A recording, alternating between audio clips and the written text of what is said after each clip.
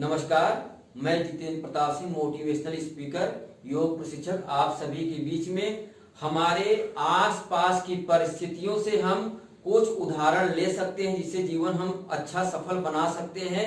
आज मैं कुछ उदाहरण आपके सामने रखना चाहता हूं। पहला है मोमबत्ती। मोमबत्ती, हमारा उत्साह मोमबत्ती की तरह होना चाहिए, क्योंकि मोमबत्ती पिघलने के बाद भी अंत समय तक उसका लौ ऊपर की तरफ उठता रहता है। इसी तरह हम अपने जीवन में किसी भी विषम परिस्थिति में भी अपने लक्ष्य को ध्यान में रखते हुए सतत प्रयास करते हुए जब तक लक्ष्य हासिल न हो जाए अपने उत्साह को बनाए रखें। मोमबत्ती से हमें उत्साह मिलता है, यानी मोमबत्ती उत्साह का प्रतीक है। दूसरा, जल। जल को कितनी भी ऊंचाई से अगर गिराया जाए, जल अपनी शीतलता नहीं छोड़ता। जल से हमें विनम्रता की सीख मिलती है और विनम्र व्यक्ति जीवन के हर क्षेत्र में सफल होता है।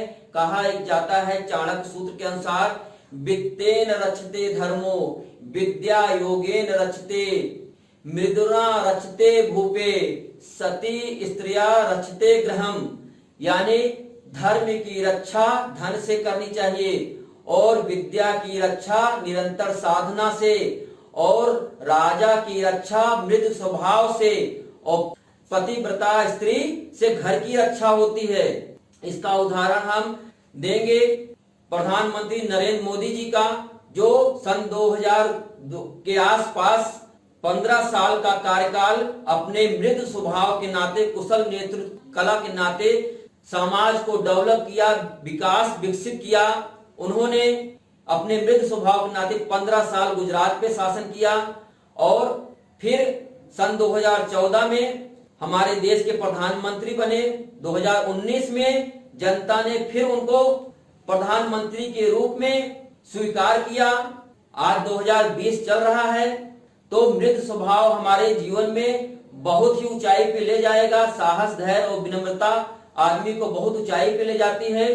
तीसरा उदाहरण, कमल का फूल। कमल के पत्ते पे पानी की बूंद हमें वैराग्य सिखाती है। वैराग्य को हम थोड़ा सा और गहराई से समझेंगे। धर्म, अर्थ, काम और मोक्ष। हमारे धर्म शास्त्रों में कहा जाता है कि धर्म, अर्थ, काम और मोक्ष को मोक्ष प्राप्त करना। धर्म को हम जानेंगे। धर्म का मतलब होता है स्वधर्म। स्वधर्म का मतलब होता है जीवन में जो हमारी रक्षा करे, जीवन में जो हमें उन्नत पे ले जाए, वह हमारा धर्म है, सच्चा धर्म है। जिस भी इष्ट को पूछते हैं, चाहे राम हो चाहे कृष्ण हो, उनकी नीतियों पे चल करके हम अपने जीवन के लक्ष्य को प्राप्त कर सकते हैं। कहने का मतलब, वो धर्म की नीतियों का पालन करते हुए समाज में सबकी सेवा भाव करते हुए लोगों को कल्याण के लिए, देश समाज के कल्याण के लिए उन्होंने अपना पूरा जीवन समर्पित कर दिया। दूसरा, धर्म के बाद अर्थ। अर्थ का मतलब होता है प्रयोग करके देखो। प्रयोग करके देखो मतलब कर्मण्ये वाधिकारस्ते मा फलेषु कदाचन। यानी हमारा कर्म करने पर अधिकार है, फल प्राप्त करने पर नहीं। प्रयोग सिद्धांत हमें यह बताता है कि जीवन में अर्थ का बहुत बड़ा महत्व है। तीसरा है कामना। कामना का मतलब होता है काम वासना नहीं, कामना का मतलब होता है मनोकामनाएं। आप अपने जीवन में जो भी मनोकामनाएं हैं उसे पूर्ण करें। अपने लक्ष्य को हासिल करने के बाद धर्म, अर्थ और काम, कामना को पूरा करने के बाद मोक्ष की प्राप्ति करें। यानी मोक्ष का मतलब होता है वैराग्य। यानी कि धर्म, अर्थ, काम को प्राप्त करने के बाद उससे हमारी आसक्ति हो, उदासीन हो जाए। वैराग का मतलब, राग मतलब आसक्ति होता है, और आसक्ति से हम दूर हो जाएं, वही हम वैराग की प्राप्ति करते हैं, यानी मोक्ष की प्राप्ति है। यानी भौतिक सुखों से हम अपने आप को विरक्त कर लें, वही मोक्ष है। चौथा है नारियल का पेड़। नारियल का पेड़ हमें ये सीख देता है कि उसकी सभी वस्तुएं, पत्ता है, पेड़ से नौका बनती है, फल है, फूल है, यानी जटा से रस्सी बनती है। नारियल का प्रत्येक भाग, पूरे पेड़ का प्रत्येक भाग उपयोगी होता है। उसी तरह से हम अपने जीवन में अपने आसपास कैसे हम लोगों के प्रति उपयोगी हो सकते हैं, सदुपयोगी हो सकते हैं, क्योंकि सेवा ही सबसे बड़ा धर्म होता है। कोई धन से सेवा करता है, कोई समय देकर सेवा करता है, कोई विचार दे के सेवा करता है। हम आसपास कैसे लोगों को अच्छे विचारों को देख करके सेवा भी कर सकते हैं। कहीं जरूरत है तो उनके सहयोग में, विपत्ति में सहयोग समय दे करके भी उनकी सेवा कर सकते हैं। कहीं जरूरतमंद पड़ गया, जरूरत पड़ गई तो हमें वर्ड के माध्यम से भी हम उनकी सहायता कर सकते हैं। नारियल का पेड़ हमें बताता है कि हमें आसपास के लोगों के लिए भी हम सदुपयोगी बने।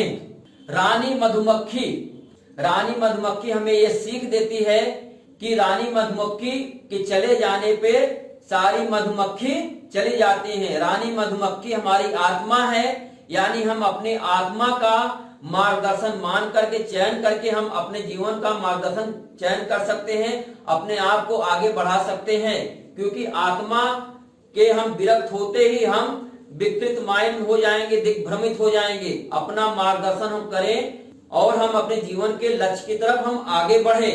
रानी मधुमक्खी से हमें ये सीख मिलती है। फूल से हमें खिली चेतना का एहसास कराता है, यानी हम दुर्गंध ले लेकिन सुगंध दें। अगर दुर्गंध हमें मिलती है तो भी हम सुगंध दें, तो आसपास जो भी हमें व्यक्ति अगर दुर्गंध देते हैं, छींटा कसी देते हैं, तब भी हम फूल हमें सीख देता है कि हम अपने खुशबू से, अपने व्यवहार से आसपास के वातावरण को सुगंधित करें, उनको आनंदित करें, आगे बढ़ने के लिए लोगों को हम प्रेरित करें, प्रोत्साहित करें। फूल से हमें खिली चेतना की एहसास कराता है। फूल दुर्गंध सोखने के बाद भी सुगंध ही फैलाता है। हम भी अगर कोई दुर्गंध आती है तब पर भी हम सुगंध फैलाएं, ये हमें फूल की खिली चेतना से हमें आभास मिलता है। लास्ट, बांस से बनी बांसुरी हमें ये सिखाती है कि अपने अंदर मन में कुछ खाली करके, मन को एकाग्र करके हम प्रार्थना और विश्वास के साथ आगे बढ़ें। क्योंकि जब हम प्रार्थना और विश्वास के साथ आगे बढ़ते हैं तो हमारी मनोकामनाएं पूर्ण होती हैं। तो हम अपने मन को ध्यान, मेडिटेशन और प्राणायाम के माध्यम से हम खाली कर सकते हैं। क्योंकि हृदय पवित्र रहता है, तभी हम कोई प्रार्थना करते हैं तो हमें वो भगवान हमारी सुनते हैं, हमें हमारी मनोकामनाएं पूर्ण होती है। तो ये सूत्र थे जो हम अपने आसपास के परिस्थिति से हम सीख सकते हैं। पहला है मोमबत्ती, मोमबत्ती से हम उत्साह का प्रतीक है। दूसरा है जल से हमें विनम्रता की सीख मिलती है। तीसरा है कमल का फूल, कमल के फूल से हमें वैराग्य की सीख मिलती है। नारियल से हमें सेवा भाव, हम आसपास के लोगों के लिए कैसे सदुपयोगी बने, ये हम सीख सकते हैं। मधुमक्खी से हमें अपनी आत्मा की चेतना की सुध मिलती है कि हमारी आत्मा का हम मार्गदर्शन लेते हैं तो हमने जीवन पथ की तरफ आगे बढ़ते हैं। और फूल से हमें सीख मिलती है कि हम खिली हुई चेतना की तरह हम हमेशा खिले रहें। और बांसुरी से हमें सीख मिलती है कि अपने मन को खाली करके हम अपने जीवन को सफल बना सकते हैं। प्रार्थना विश्वास के साथ हम आगे बढ़ सकते हैं।